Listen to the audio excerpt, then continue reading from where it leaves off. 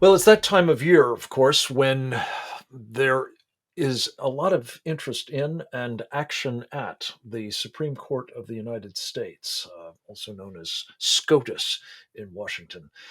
We talked a little bit earlier about the possible violent repercussions of the court's ruling 6-3 on the Dobbs case, overturning the longstanding rulings of Roe v. Wade.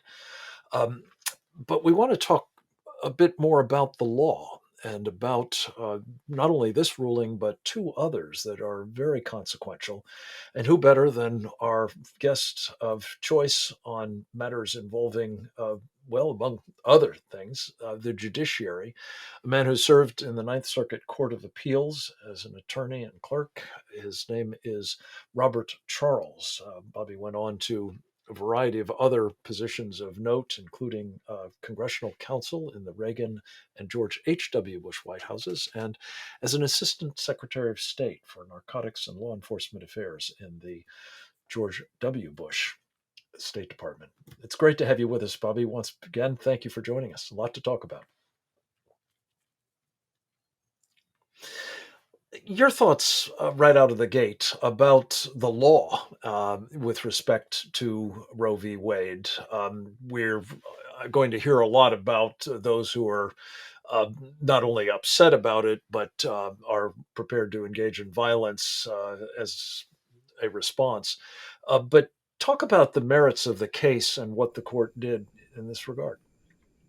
Yeah, I think Frank, we're living in sometimes you don't know it when you're living in such a period. We're living in historically significant times because beyond Mhm. security, on the broader global scale, a case like Roe v. Wade being overturned by Dobbs is really a return, and people should feel very comforted by this. It's a return to the traditional role of the Supreme Court in reading the Constitution, in making sure that the Constitution is properly applied in day to day life. And so, what this decision does is it returns to the states a right that historically existed at the state level. Doesn't mean that states can't either be pro or anti abortion, doesn't mean that states can't press the limits in either direction. But what it does is it essentially says, in not so many words, that the 10th Amendment really matters. That this notion that rights not given to the federal government are actually reserved to the people and to the states, and if you back up two Yes. steps, what it does is Cornerstone it of says that, federalism. yeah, exactly. I mean, what it really does is it says we will be faithful to the terms and to the spirit and to the intent of the Constitution. And so this decision, which reverses a decision that was a 7-2 decision back in the 1970s, 73, that decision, the Roe decision, ultimately was a shockwave to the country because it reversed about two It thirds was. of the state laws. It left people wondering not just about abortion, but about the whole idea that states had rights.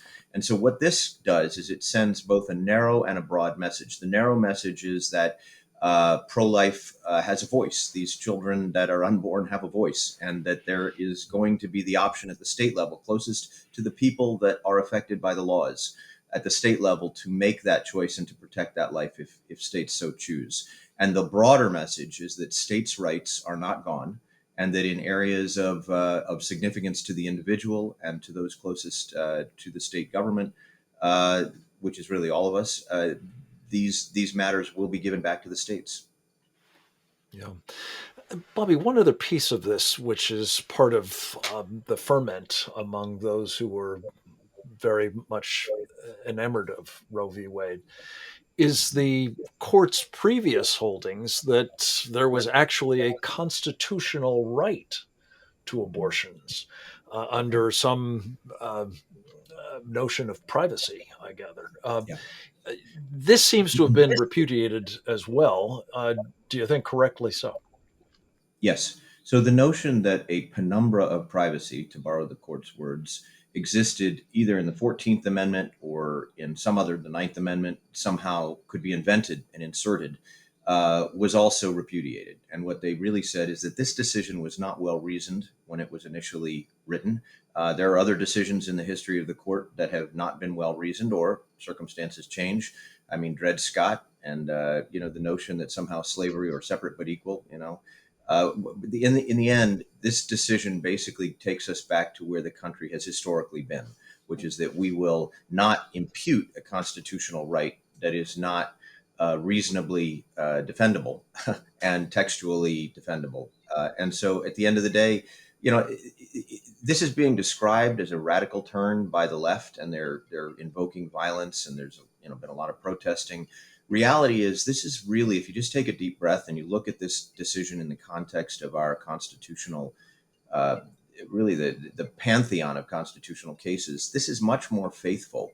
This Dobbs case is so much more faithful to the history of this country and the history of the judiciary and independent judiciary in this country than Roe was. And so, we're really not in a bad place. We're in a place where we should be taking a deep breath and saying thank you that the court is returning to its origins. In another case, they did as well. The New York State Rifle and Pistol Association case. Clarence Thomas ruled for the court, 6-3 again was the vote. Talk about the importance of this gun rights Yep. decision. So, of course, Roe was important from a constitutional perspective, and this decision, this New York case, is equally important from a constitutional perspective. What it does is it says that the Second Amendment means what it says. And ultimately, what it does is it essentially says that states cannot condition your right to keep and bear arms to the point where they're restricting your ability to protect yourself and your family when you walk out of your house. So, what this case tested was the idea that New York, and there are a number of other states, had essentially given almost no concealed carry permits. Indeed, the state Maryland, where I live, says that you have to provide a basis upon which you are going to justify your decision to carry, and as a result, they grant maybe half a dozen permits in a year to a state with millions of people.